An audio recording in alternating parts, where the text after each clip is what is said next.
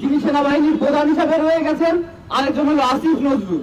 আমরা প্রথম দিন থেকে দেখতে পারি এই দুইটা ব্যক্তি ভারতের ইশারায় আমাদের উপদেষ্টা মন্ডল সাজাচ্ছিল।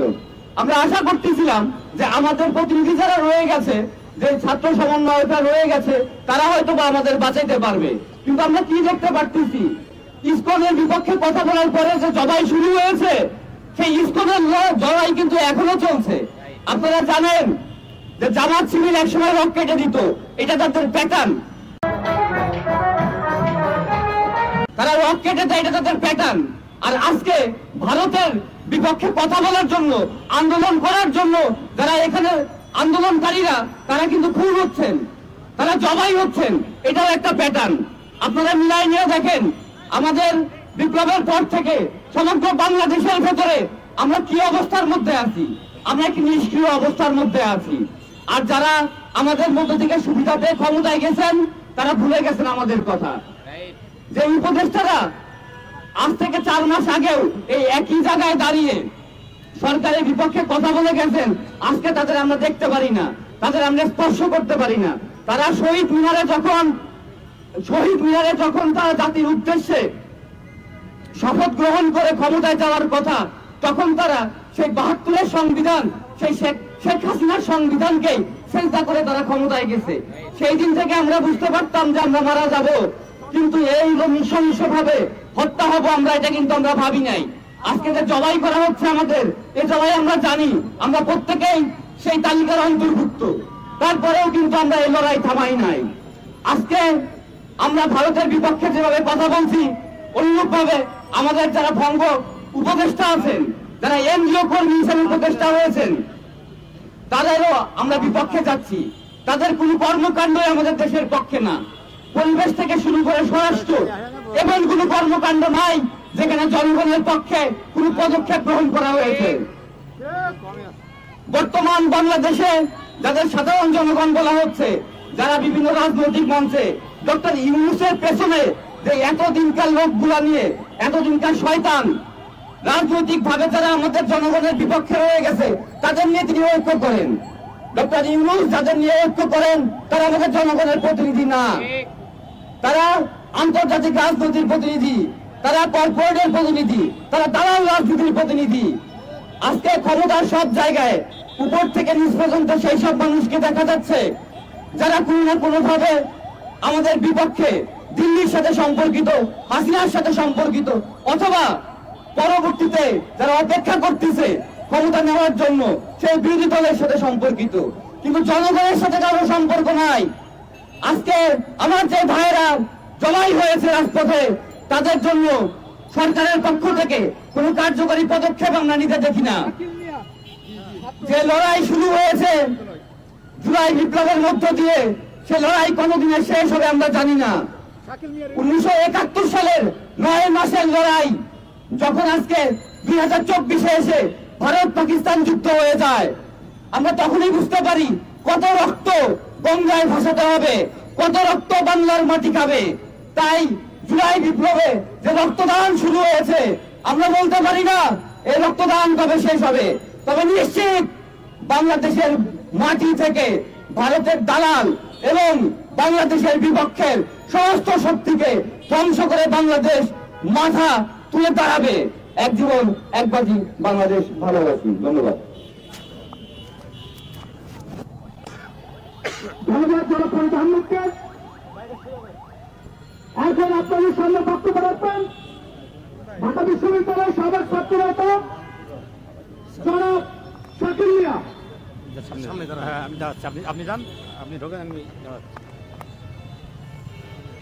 বিপ্লবী উপস্থিতি, প্রিয় সাংবাদিক ভাইয়েরা, আমাদের এই যে মাটি, এই বাংলাদেশের মাটি কিন্তু অনেক দামি মাটি। এই মাটি অর্জন করতে গিয়ে আমাদের যুগে যুগে আমাদের এদেশের মানুষকে রক্ত দিতে হয়েছে, জীবন দিতে হয়েছে। আমাদের এই শেখ হাসিনার পতনে 2024 সালের যে আন্দোলন হলো, আমাদের 2000 ভাইকে জীবন দিতে হলো।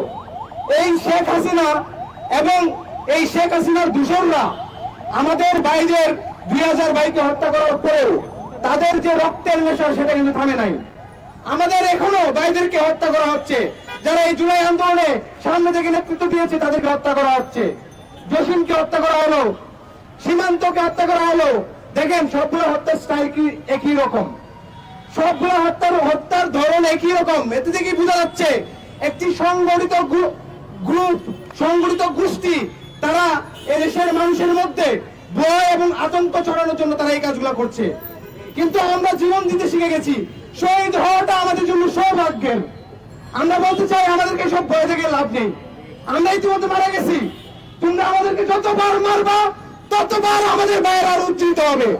এখন এখানে সংখ্যা অনেক কম, কিন্তু দেখা যাচ্ছে যখন শেখ হাসিনার পতন হতো, আজকে আইন উপদেষ্টা হিসাবে এখানে আসিফ নজরুল স্যার দায়িত্বে আছেন। অথচ আসিফ নজরুল স্যারকে নিয়েই আমরা এখানে 10-15 জন ছেলে দাঁড়াইতাম একটা সময়। আজকে সেই আসিফ নজরুল স্যার এত গুরুত্বপূর্ণ একটা দায়িত্বে আছেন, তিনি থাকতে এদেশের বিপ্লবী ছাত্র জনতা এখনো কিভাবে তারা অনিরাপদ। এখানে যারা জীবন দিয়েছে সবাই দিয়ে জীবন কেন দিয়েছে? একটা নিরাপদ বাংলাদেশ গঠনের জন্য। অথচ এখন দেখেন, এখন মনে হচ্ছে সবচেয়ে অনিরাপদ একটা অবস্থা আমাদের। কেন কেন এই অবস্থা? কারণ আমরা যাদেরকে দায়িত্ব নিয়ে বসে আছি তারা সঠিকভাবে দায়িত্ব পালন করতেছে না। আমরা বলতে চাই এই আমাদের উপদেষ্টা যারা আছেন তারা যদি সঠিকভাবে দায়িত্ব পালন না করতে পারেন তাহলে আপনারা দায়িত্ব ছেড়ে দেন। এবং আপনারা, আমরা চাই অতি দ্রুত যারা সন্ত্রাসী, যারা খুনি, তাদেরকে বিচারের আওতায় আনেন। আমরা আমাদের ভাইদের জন্য জাস্টিস চাই, আমাদের ভাইদের হত্যার বিচার চাই। আমরা এখানে আজকে এই জন্য এসেছি এবং বাংলাদেশকে একটি নিরাপদ বাংলাদেশ দেখতে চাই। বাংলাদেশকে দেখা যাচ্ছে আপনার এই বাংলাদেশকে নিয়ে কিন্তু যুগে যুগে ষড়যন্ত্র হয়, বৈদেশিক ষড়যন্ত্র হয়, অনেক বড় বড় ষড়যন্ত্র হয়। আমি আমার একটি পর্যবেক্ষণের কথা বলি, আজকে বাংলাদেশকে নিয়ে অনেক বড় ষড়যন্ত্র হচ্ছে। বাংলাদেশের মধ্যে বিভাজনের রাজনীতি প্রতিষ্ঠা করা হচ্ছে। আজকে ছাত্রদের মধ্যে দেখেন কত ধরনের ভাগ করার চেষ্টা চালাচ্ছে, ছাত্রদেরকে বিভক্ত করার চেষ্টা চালানো হচ্ছে। আজকে প্রাইভেট বিশ্ববিদ্যালয়, পাবলিক বিশ্ববিদ্যালয়, এই ধরনের নানা ধরনের বিভক্তি করার চেষ্টা চালানো হচ্ছে। কিন্তু আমি দেশপ্রেমিক ভাই বোন, ছাত্র, শিক্ষক, জনতা, আপামর জনগণের উদ্দেশ্যে বলবো, আপনাদেরকে ঐক্যবদ্ধ হতে হবে। অনতি বিলম্বে আপনারা যদি ঐক্যবদ্ধ হবে এই খুনি সন্ত্রাসীদের কালো হাতকে ভেঙে না দিতে পারেন, তাহলে আপনাদের ভবিষ্যৎ খারাপ, আমাদের ভবিষ্যৎ খারাপ। সেজন্য বাংলাদেশকে গঠন করতে হবে এবং আইন শৃঙ্খলা বাহিনীতে যারা দায়িত্বে আছেন আপনাদের কিন্তু আমরা খুব ভালো করে চিনি। আপনারা যখন আগে বলতেন যে আগের হুকুমের গোলাম ছিলেন, আগের সরকার আপনাদেরকে অবৈধ বিভিন্ন আদেশ নির্দেশ দিত, আপনাদেরকে খুনের নির্দেশ দিত, একটাকে গুলি করেন একটাই যায় আর বাকিগুলো যায় না, এসব কথা বলছেন আপনারা, এগুলো আমরা দেখেছি। এখন যদি আপনারা মনে করেন যে এই সরকার তো আমাদেরকে কিছু বলতেছে না, করতেছে না, আমাদেরকে চাপ দিতেছে না, সেই জন্য আমরা কিছু করবো না, কিন্তু জনগণ কিন্তু আপনাদেরকে খেয়াল রাখতেছে। আপনারা সঠিকভাবে দায়িত্ব পালন করেন। যারা সন্ত্রাসী, খুনি এবং রাষ্ট্রীয় অরাজকতা সৃষ্টির চেষ্টা করছে তাদেরকে ধরুন, তাদেরকে জেলে ভরুন।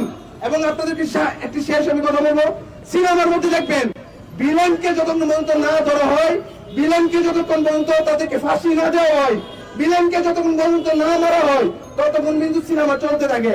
এবং সেই ভিলেন দেখবেন যারা হচ্ছে জনগণ, মানুষ, যারা নায়ক থাকে তাদেরকে কিন্তু হত্যার ষড়যন্ত্র করে, তাদের বিরুদ্ধে নানা ষড়যন্ত্র করে।